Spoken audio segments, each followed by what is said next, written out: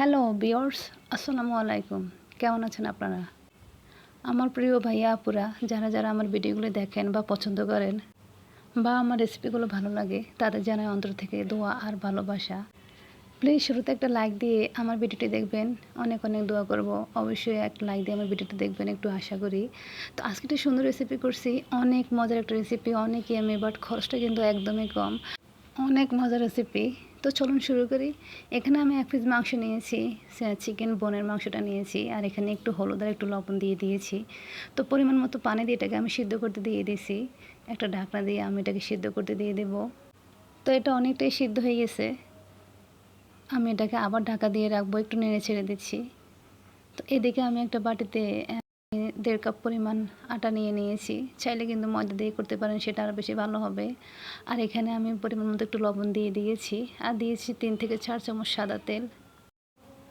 তো যারা আমার ভিডিওগুলো দেখো বা ভালো লাগে বাট এখনও সাবস্ক্রাইব করো না, প্লিজ আমাকে সাবস্ক্রাইব করে নিবা। আর ফেসবুক পেজ থেকে দেখলে অবশ্যই ফলো করে নিবা। তো আমি তেলটা দেওয়ার পর এটাকে একটু ভালোভাবে মেখে নিয়েছি চামচ দিয়ে।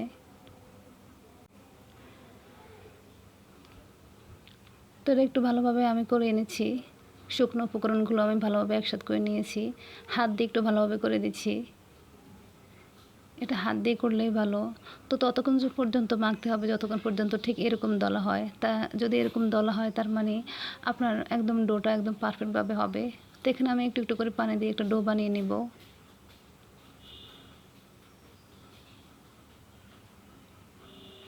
একসাথে কোনোভাবে পানি দেওয়া যাবে না, এতে কিন্তু ডোটা ভালো হয় না। তো আমি কিছু কিছু পানি দিয়ে দিচ্ছি, দিয়ে আমি এটাকে একটা ডোর মতো বানিয়ে নিয়েছি। তো তোমরা এটা দেখলেই বুঝবা যে এটা কতটা হয়েছে। একদম রুটির মতো আমি কাইটা করে নিয়েছি।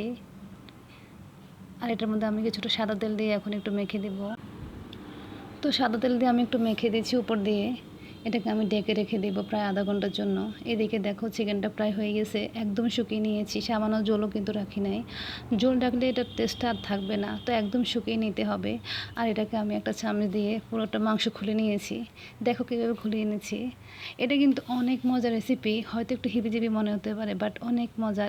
তো আমি পুরোটা মাংসই খুলে নিয়েছি, একদম পুরোটাই খুলে নিয়েছি। তো এগুলো খোলা শেষ। এদিকে আমি একটা প্যান নিয়েছি, প্যানে আমি তেল দিয়েছি 1/2 কাপ পরিমাণ, আর দিয়েছি 2টো দারচিনি, 2টো এলাচ, 2টো তেজপাতা, আর সব চিনি দিয়েছি, একটা লং দিয়েছি, দিয়ে আর দিয়েছি আমি প্রায় 3 থেকে 4টার মতো পেঁয়াজ কুচি। এগুলোকে আমি কিছুটা ফ্রাই করে নিচ্ছি।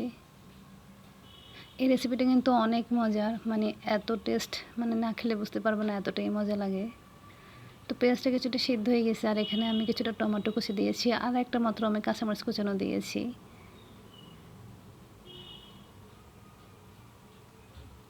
জালটা যতটা খাবেন ঠিক ততটা পরিমাণে দিবেন।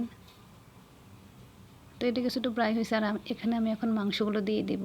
যে মাংসটা আমি ছেনে নিয়েছিলাম সিদ্ধ করে, সেটাই দিয়ে দিয়েছি।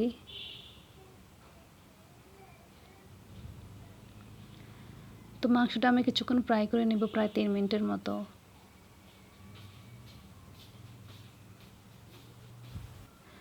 তো মাংসটা ফ্রাই করে নিছি।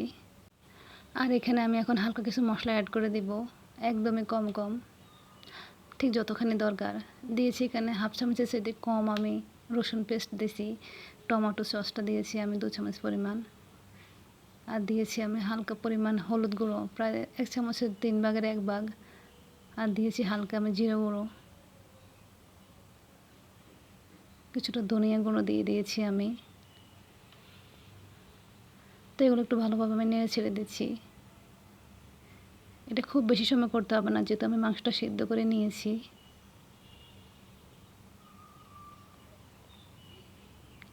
এটা অনেক মজার। যারা মানে হিবিজিবি মনে করবেন তারা অবশ্যই করতে পারবেন না, আর যারা সব কিছু করতে পারদর্শী তারা অবশ্যই করবেন। খেতে কিন্তু অনেক মজা লাগে, অনেক ইয়াম্মি। তো এটা আমি ফ্রাই করে নিচ্ছি প্রায় 5 মিনিটের মতো। আর এখানে আমি কিছুটা গরম মশলা গুঁড়ো অ্যাড করে দিয়েছি। দিয়েছি 1 চামচ পরিমাণ আমি সয়া সস। তো আমি আরও কিছুটা ফ্রাই করে নিচ্ছি।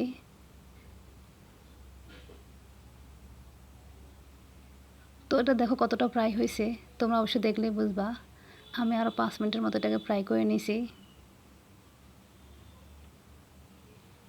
আর এখানে কিছুটা আমি গাজর কুচানো দিয়ে দিয়েছি। আমি অর্ধেকটা গাজর কুচানো দিয়ে দিয়েছি, খুব বেশি দিলে ভালো লাগবে না, বাট গাজরটা এটার সাথে অ্যাড করলে অনেক মজা লাগে কিন্তু। তো এটা প্রায় হয়ে গেছে, আমি এখানে কিছুটা ধনিয়া পাতা অ্যাড করে দেব। তো ধনিয়া পাতাটা অ্যাড করে দিছি। এটা একদমই রেডি, এখন আমার পুরোটা রেডি।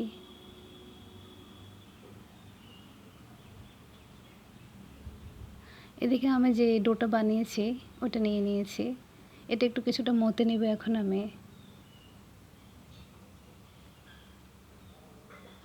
এটাকে আমি কিছুটা কেটে কেটে একদম পিস পিস করে নেব।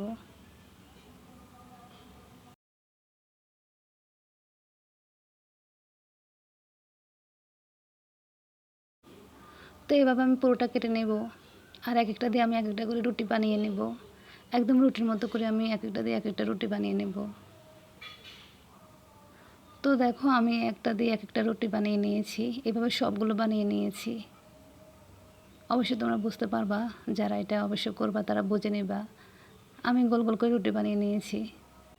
তো এগুলো আমি সামান্যভাবে একটু সেঁকে নিয়েছি, দেখলে অবশ্যই বুঝবা যে কতটুকু সেঁকেছি আমি।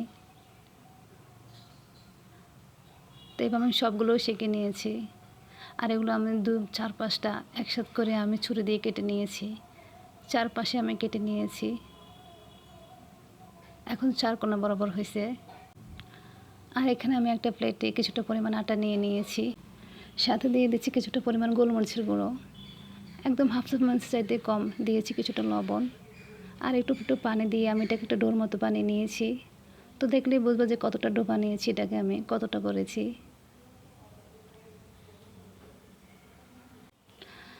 আর এখানে দেখো আমি যে রুটিগুলো বানিয়ে নিয়েছিলাম 4-5টা কেটে নিয়েছি, ওটাকে আমি একটা প্লেটে রেখেছি, রেখে এটা চারপাশে আমি যে ডোটা বানিয়েছি আটা দিয়ে ওটা লাগিয়ে দিয়েছি। আর এখানে যে আমি মাংসগুলো ফ্রাই করেছি মাংসগুলো ভিতরে দিয়ে দিয়েছি একটু বেশি বেশি করে। তো দেখো কীভাবে করেছি। এটাকে আমি এখন 2 সাইড করে ভালোভাবে মুখটা লাগিয়ে দেব, একদম ভালোভাবে 4-5টা টেপে লাগিয়ে দিতে হবে।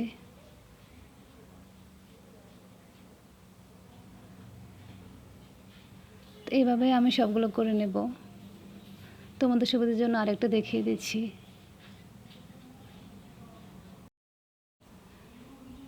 যারা একদমই নতুন তারা কিন্তু শুরু থেকে শেষ পর্যন্ত অবশ্যই দেখবে, নাহলে কিন্তু বুঝতে পারবে না।